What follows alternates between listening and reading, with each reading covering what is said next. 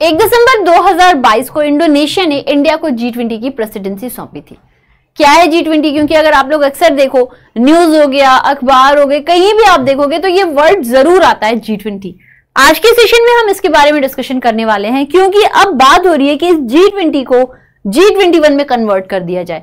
India का ऐसा कहना है, क्यों ना हम G20 को G21 में कन्वर्ट कर दें। क्या है G20, क्या है G21, ये सारी बातें मैं आपसे करने वाली हूं। मैं हूं सुष्मिता त्रिपाठी, आप सभी की GA मेंटोर, और आज के सेशन में हमारा डिस्कशन है G20 and G21। So starting the session, अगर आप लोग इसके लोगों को ध्यान से देखो कैसे लिखा, तो यहाँ आप देख सकते हो ये अर्थ है जो कि लोटस पर है, और ये जो कलर्स यूज हुए इधर ये कैसे हैं, सैफ्रॉन और ग्रीन, जो हमारे नेशनल फ्लैग का है। नीचे लिखा हुआ है भारत 2023 इंडिया। ये जो भारत है, भारत देवनागरी स्क्रिप्ट में है, याद रखिएगा। उसके नीचे लिखा है वसुधैव कुटुंबकम, जो कि G20 का थीम है दोस्तों। अब देखो, ये जो वसुधैव कुटुंबकम है ये संस्कृत फेज है। इसका मतलब होता है one earth, one family, one future. क्योंकि भारत हमेशा से ग्लोबल हार्मनी में बिलीव करता रहा है, इस वजह से जो इस बार का थीम डिसाइड किया गया है वो है वसुधैव कुटुंबकम। ऐसे क्वेश्चंस आपके एग्जाम में आते हैं। अब जरा ध्यान दीजिएगा सभी लोग, अगर हम बातें करें कि G20 की क्यों इतनी बड़ी महत्व है, सबसे पहले मैं आप सभी को एक फोटो में दिखाती हूँ कौन कौन से नेशंस हैं G20 के अंदर। जरा इसको फोकस करिएगा, ये आप देख सकते हो।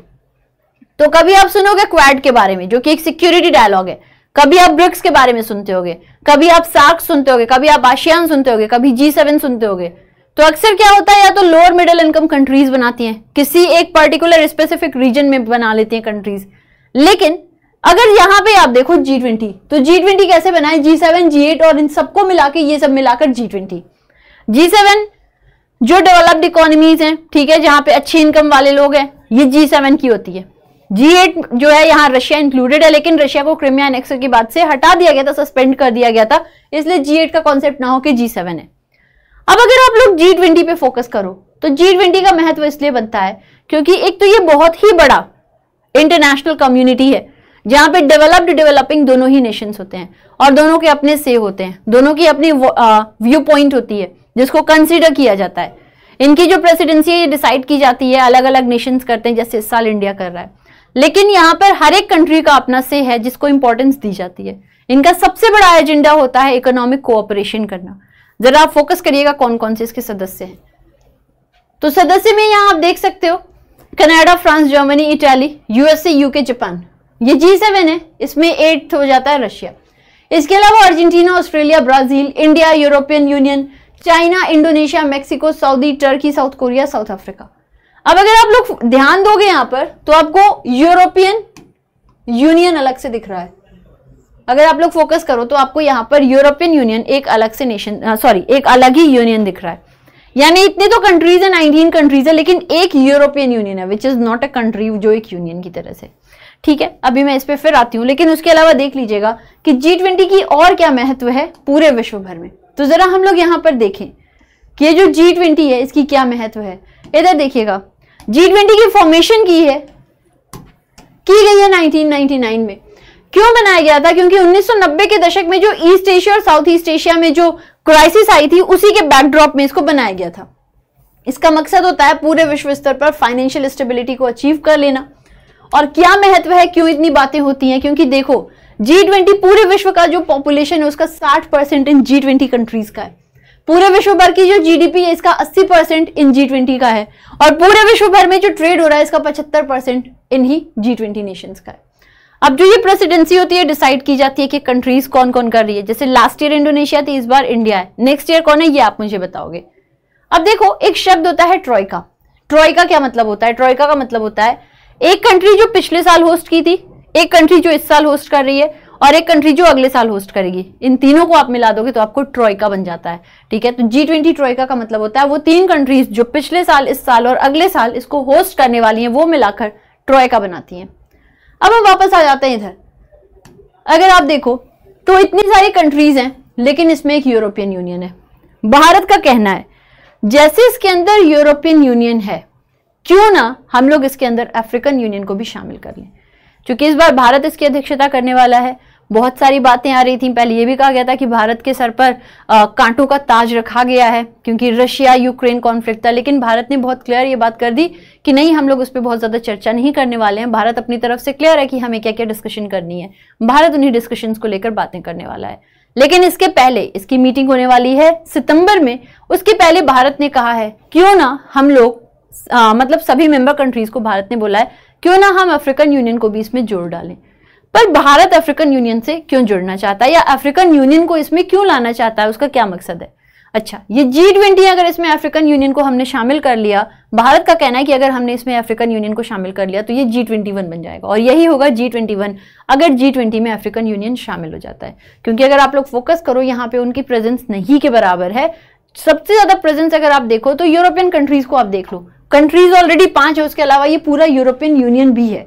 तो इनका इतना मतलब इन लोगों का इतना इसमें आपको जब इतनी ज्यादा प्रेजेंस है, इतना दबदबा है, तो हम लोग किसी एक पर्टिकुलर कॉन्टिनेंट को, एक रीजन को क्यों छोड़ दें? क्यों ना हम सभी की इक्वालिटी इसमें रखें ताकि हम साथ मिलकर के कोऑपरेट करके ग्रो कर सके। भारत का ये कहना है। लेकिन एक और बात सोचने वाली है, अगर आप लोग वर्ल्ड मैप पर देखो, ये दिख रहा है आपको वर्ल्ड मैप, अगर आप इस पे फोकस करो तो ये जो भी कंट्रीज है, north American, south American, European, फिर एशियन, ज्यादातर इधर ओशानिया, ऑस्ट्रेलिया वगैरह, ये सारी कंट्रीज जो है ना ये प्रो यूएसए हैं। ये सभी के सभी यूएसए के सपोर्ट में रहती हैं। इनको यूएसए को सपोर्ट करना ओके लगता है और दबने वाली कंट्रीज भी ज्यादातर आप देखोगे, ठीक है।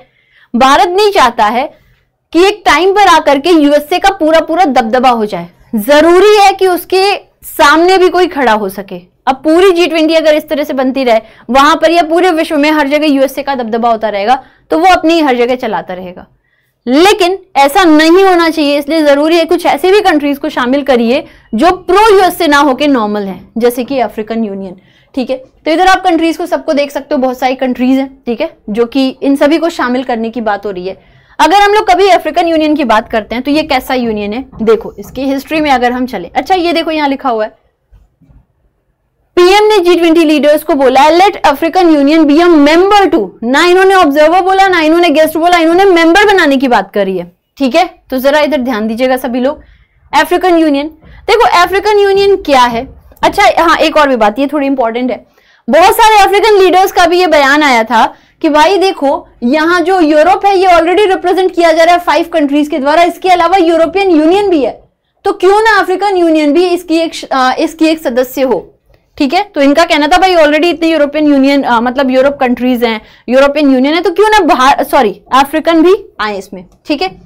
अगर हम लोग समझते हैं अफ्रीकन यूनियन के बारे में तो ये 55 सदस्य, कहीं कहीं आप देखोगे 54 लिखा होता है। बेसिकली क्या है कि सोमालिया लैंड है जो सोमालिया द्वारा जो सोमालिया में आता है, इसके अलावा जो है वेस्ट सहारन रीजन है जिसको लेकर के 2 कंट्रीज में आपस में है, किसी की ऑक्यूपाइड है, किसी की क्लेम्ड है। तो ये आप अक्सर देखोगे तो ये 55 मेंबर नेशंस, 54 मेंबर नेशंस ऐसे लिखा रहता है। क्या माजरा है वो मैंने आपको बताया, ठीक है। तो ये एक ऐसी यूनिटी टाइप है।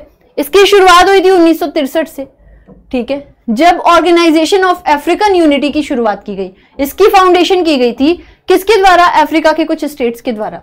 क्यों किया गया था? ताकि जो अफ्रीकन स्टेट्स है, वहां पे जो स्टेट्स हैं सारे, उनके बीच में आपस में क्या हो सके, कोऑपरेशन बढ़ सके, ठीक है। 1980 में लागोस प्लान ऑफ एक्शन को अडॉप्ट कर लिया गया और इसके बाद से जो ऑर्गेनाइजेशन ऑफ अफ्रीकन यूनिटी थी वो इस प्लान को अडॉप्ट करके इनके मुताबिक काम करी।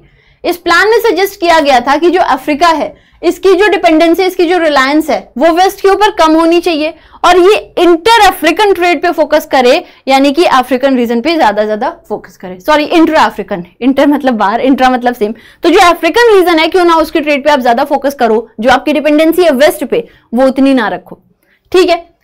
2002 में ये जो ऑर्गेनाइजेशन ऑफ अफ्रीकन यूनिटी है इसको सक्सीड कर दिया गया अफ्रीकन यूनियन के द्वारा, ठीक है, जिसका गोल है इकोनॉमिक इंटीग्रेशन को बढ़ावा देना, ठीक है। तो ये हो गया हमारा अफ्रीकन यूनियन। भारत और अफ्रीका के रिलेशन आप सभी लोग जानते हो बेहतर है, बहुत सारी पर्टिकुलर टाइज अगर आप देखो तो हर जगह भारत और अफ्रीका का रिलेशन अच्छा है। इस पे मैं एक और वीडियो करूंगी जहां आपको सारी बातें समझा दूंगी। फिलहाल की वीडियो में मैं आपको इतनी बातें बताती हूँ। G20 क्या है जो मैंने आपसे डिस्कस कर लिया, G21 क्या होगा, उसमें अफ्रीकन यूनियन को शामिल करना चाहते हैं, इसके अलावा G20 का कितना बड़ा कॉन्ट्रीब्यूशन है ओवरऑल वो भी हमने डिस्कस कर लिया। अब मेरा आप सभी लोगों के लिए एक छोटा सा क्वेश्चन है जो आप लोग मुझे आंसर करके जरूर बताना कमेंट बॉक्स में। पहला क्वेश्चन है कि हमारे इस साल के रिपब्लिक डे के chief guest, Republic day parade के चीफ गेस्ट कौन थे? ये मेरा फर्स्ट क्वेश्चन है आप सभी से। और मेरा नेक्स्ट क्वेश्चन है आप सभी से कि यस सॉरी, मेरा नेक्स्ट क्वेश्चन है 2024 में G20 का होस्ट कौन होने वाला है? तो ये दो क्वेश्चन है मेरे आप सभी से, इसका आंसर आप लोग जरूर करिएगा। अगर वीडियो पसंद आई हो तो वो भी बताइएगा। ऐसे ही और भी इंपॉर्टेंट और इन्फॉर्मेटिव सेशन के साथ मैं आपके सामने आती रहूंगी।